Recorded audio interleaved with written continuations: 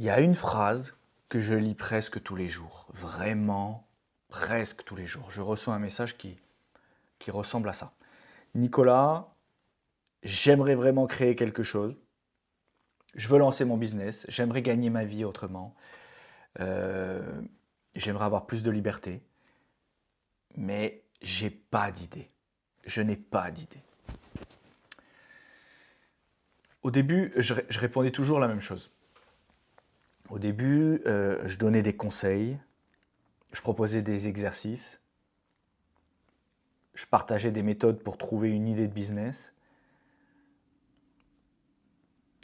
Puis un jour, je me suis rendu compte que je répondais à la mauvaise question. Parce qu'avec le temps, j'ai compris quelque chose en fait. J'ai compris que les personnes qui m'écrivent, ils ne manquent presque jamais d'idées. Elles manquent de regard. Je sais que ça peut paraître étrange ce que je dis, mais laisse-moi t'expliquer. Cette vidéo, elle va certainement te changer tout le reste et probablement ta vie. Si tu penses ne pas avoir d'idée. Parce que pendant longtemps, j'ai cru exactement la même chose que toi. Je pensais que les entrepreneurs, ils avaient eu une illumination. Je pensais que un matin, ils s'étaient réveillés avec une idée brillante, une idée que personne n'avait eue avant eux, un truc révolutionnaire. Alors moi, je cherchais. Je lisais, je cherchais l'idée, je cherchais la bonne idée.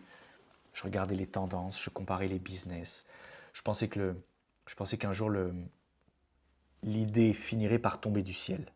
Aujourd'hui, je crois que c'est une des plus grandes illusions de l'entrepreneuriat. Parce qu'en regardant de près les personnes qui construisent des activités solides, tu remarques quelque chose d'étonnant. Très peu sont partis d'une idée sortie de nulle part. La plupart sont simplement partis de ce qu'ils savaient déjà faire.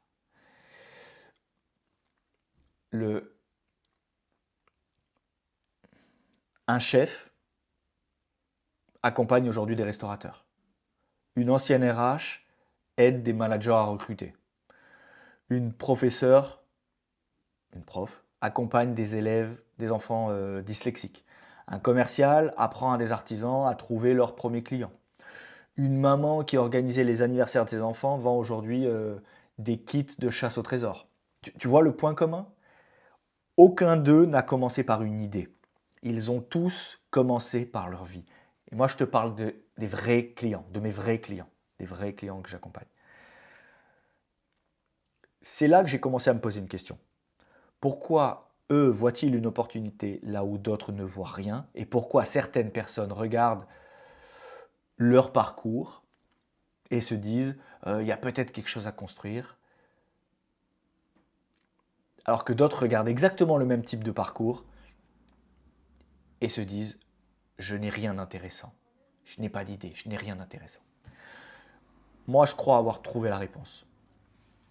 C'est mon métier, je travaille dessus depuis des années, je pense avoir trouvé la réponse. On a tous un énorme angle mort. On passe tellement de temps à vivre notre propre vie qu'on cesse de voir sa valeur. Ce que tu fais depuis 15 ans te paraît banal. Les problèmes que tu résous tous les jours, ils te paraissent normaux. Les erreurs que tu referais jamais, tu oublies qu'elles t'ont demandé des années pour les comprendre. Les questions que tout le monde se pose, tu finis par croire que tout le monde connaît déjà les réponses. Ben, c'est faux. Évidemment que c'est faux. C'est précisément là que naissent beaucoup de très bons business. Aujourd'hui, je ne vais pas te donner 100 idées de business. Je ne vais pas te faire la liste des idées de business. Internet en est déjà rempli. Je préfère te proposer quelque chose de beaucoup plus utile. Je vais t'apprendre à regarder ta propre vie autrement. Parce que je crois profondément à une chose.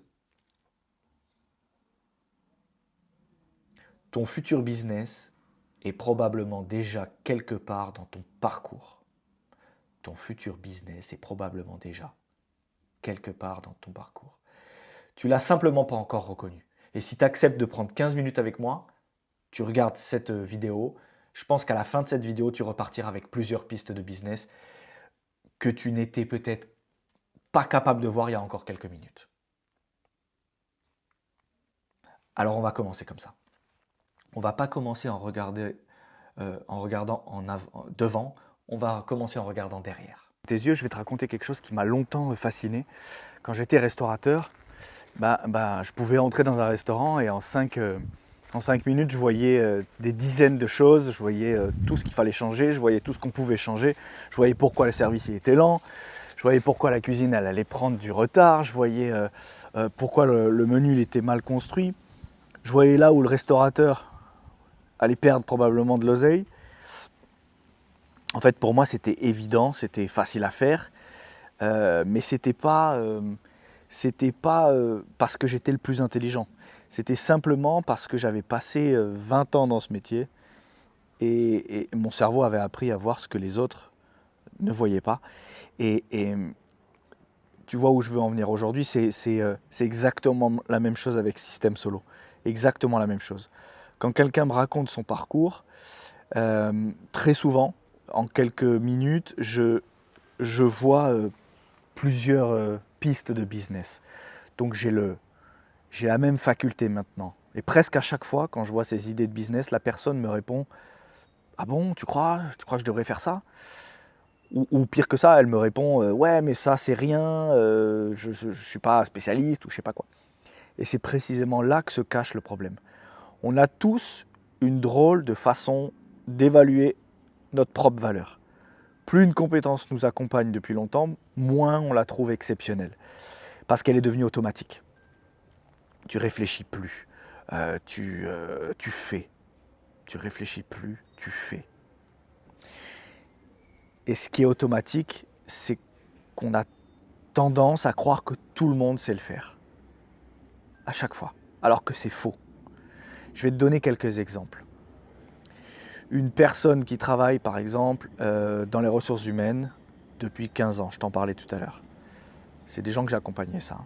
Cette meuf-là, elle sait conduire un entretien, elle sait repérer un bon candidat, elle sait gérer un conflit, elle sait annoncer une mauvaise nouvelle, elle sait construire une équipe. Pour elle, c'est son mardi matin, ça. C'est ce qu'il y a de plus simple. Pour quelqu'un qui devient manager demain, ça c'est une montagne, une putain de montagne. J'ai un autre exemple, une ancienne chef de cuisine. J'y pensais récemment d'ailleurs à cette fille.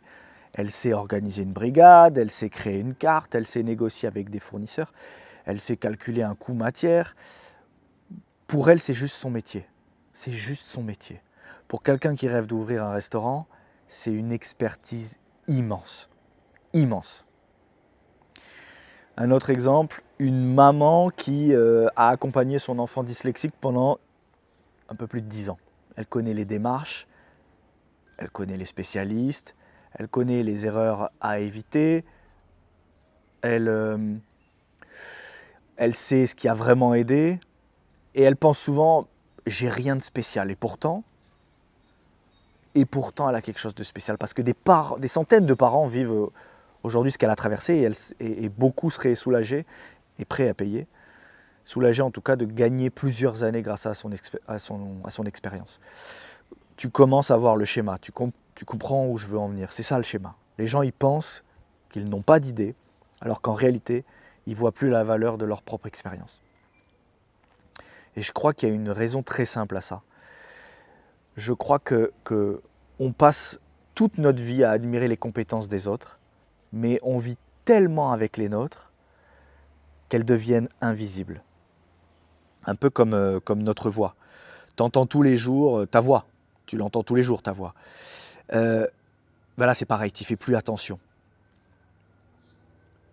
Pourtant, les autres la découvrent quand ils te rencontrent. Et notre expérience, elle fonctionne exactement de la même manière. C'est pareil que notre voix.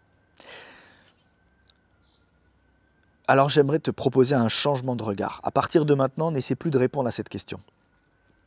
Quelle idée de business je peux avoir? Tu ne réponds plus à cette question-là. Elle est beaucoup trop difficile.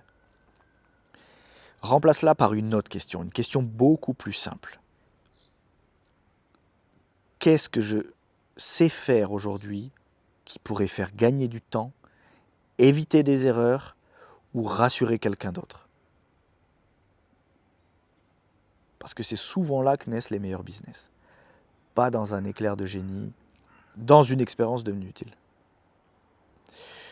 Moi, je pense qu'on possède tous ce que j'appelle un patrimoine invisible.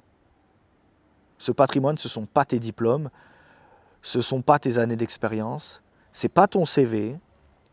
Le patrimoine invisible, c'est tout ce que tu as appris sans même t'en rendre compte. Les problèmes que tu sais résoudre, les obstacles que tu as surmontés, les erreurs que tu ne referais plus, les conversations que tu sais avoir, les réflexes que tu as développés, les transformations que tu as vécues. Voilà, les questions que les autres te posent toujours. Tu accumules ce patrimoine depuis 20, 30 ou 40 ans. Et pourtant, tu continues à dire « je n'ai pas d'idée ». Le problème, c'est donc peut-être pas que tu n'as pas d'idée, le problème, c'est que tu n'as jamais appris à regarder ton patrimoine invisible.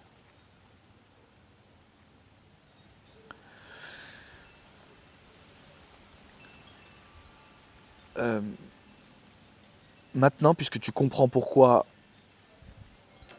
tu ne voyais pas ces idées-là, je vais te montrer comment les faire apparaître. Tu as compris pourquoi? Je vais te montrer comment. On ne va pas faire un brainstorming, on ne va pas faire ChatGPT, on ne va pas regarder dans ChatGPT, on ne va pas faire une liste de 100 métiers, simplement en relisant ta propre vie. Moi, j'aimerais qu'on fasse quelque chose ensemble. Pas un exercice, pas une conversation, parce que je ne crois pas que ton problème soit de manquer d'idées. Je crois que ton problème, c'est que tu regardes ton parcours comme une succession d'événements. Alors qu'il raconte peut-être une seule histoire, ton problème. Laisse-moi te poser une question. Si quelqu'un écrivait ta biographie, quels seraient les grands chapitres? Pas ton CV, hein, ta vie. Les moments qui t'ont transformé. Pas ton CV. Les périodes où tu as grandi, les métiers qui t'ont appris quelque chose, les rencontres, les échecs, les réussites, les virages. Écris-les. Prends un carnet comme moi et écris-les. Pas parfaitement, simplement.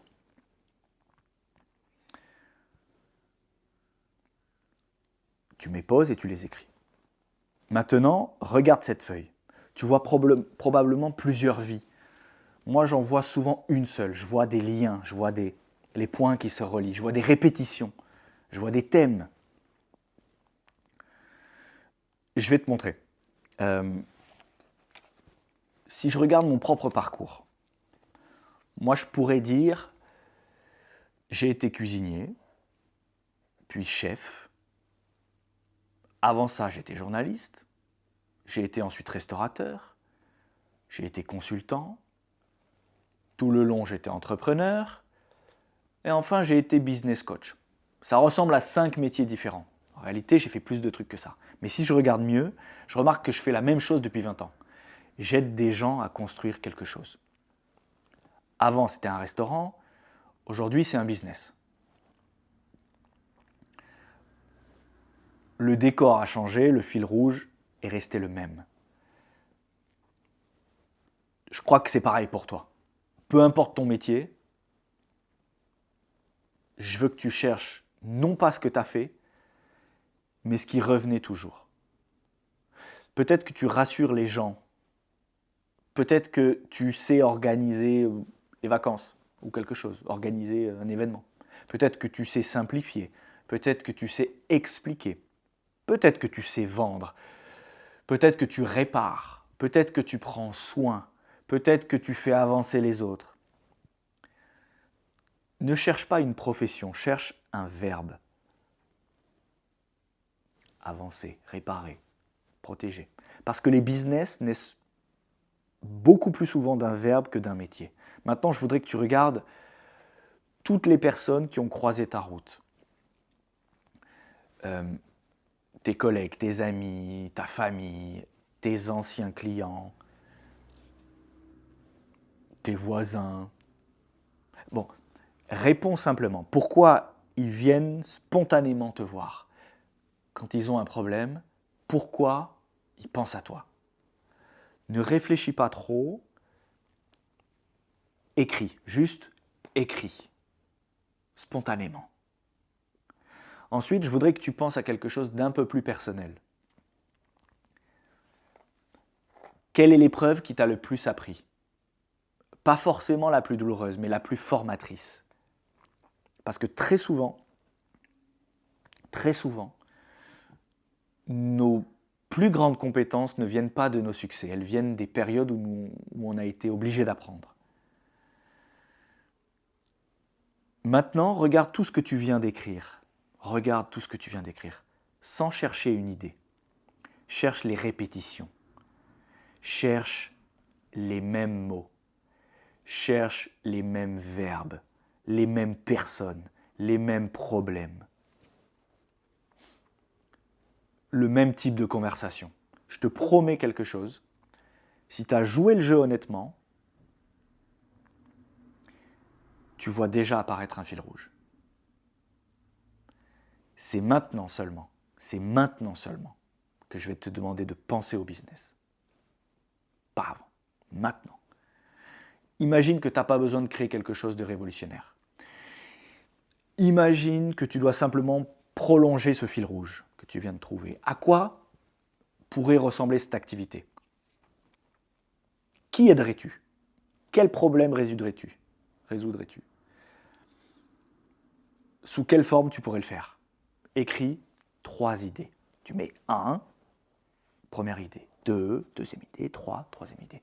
Pas les meilleures, pas les plus ambitieuses, les 3 plus naturelles.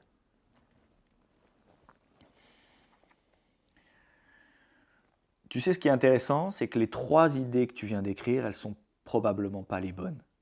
Et ça, c'est pas grave, parce que c'était pas l'objectif.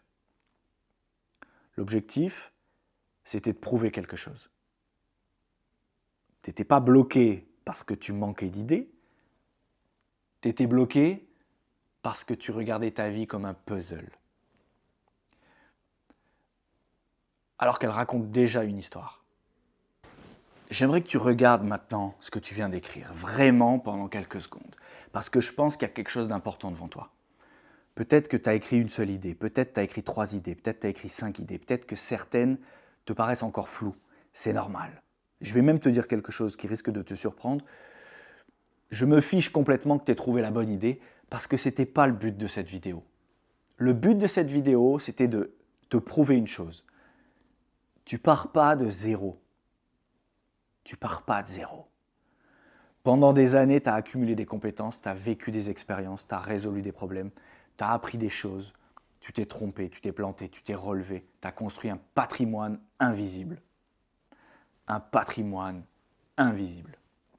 Et aujourd'hui, tu viens simplement de commencer à le regarder autrement. Je crois qu'on raconte une drôle d'histoire autour de l'entrepreneuriat. On parle toujours de ceux qui ont une idée brillante, on parle rarement de tout ce qu'ils avaient vécu avant. Comme si leur business était apparu un matin, alors que c'est presque jamais le cas. Les meilleurs business que je connais sont souvent des prolongements naturels d'une vie déjà vécue. Pas une rupture, une continuité. Une continuité. Alors garde une chose en tête, tu n'as pas besoin d'avoir trouvé ton business aujourd'hui, tu as seulement besoin d'avoir débloqué un truc. Tu as seulement besoin d'avoir trouvé une direction. Une direction, elle est largement suffisante. Parce qu'un business, ça s'ajuste, ça évolue, ça pivote. Mais c'est beaucoup plus difficile d'avancer. Quand on croit partir d'une feuille blanche, là, c'est vraiment dur d'avancer. Maintenant, toi, tu pars plus d'une feuille blanche. Maintenant, il reste une question. Une seule, et c'est probablement la plus importante. Imagine que l'une de ces 3 pistes que tu viens d'écrire soit la bonne. Comment tu fais pour construire autour d'elle une activité qui ne dévore pas ta vie? Parce que créer un business, c'est pas très compliqué. Créer un business qui te laisse du temps, qui te laisse respirer, qui te permet d'être présent pour tes enfants.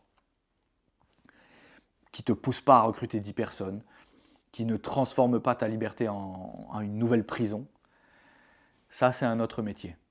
Ça c'est plus compliqué. C'est exactement la question que je me suis posée. Exactement la question que je me suis posée. Après les restaurants, après les agences, après les médias, après les projets qui grandissaient toujours plus, je me suis demandé est-ce qu'on peut construire autrement? Est-ce qu'on peut créer une activité qui protège la vie au lieu de la consommer? C'est cette recherche qui a donné naissance à Système Solo.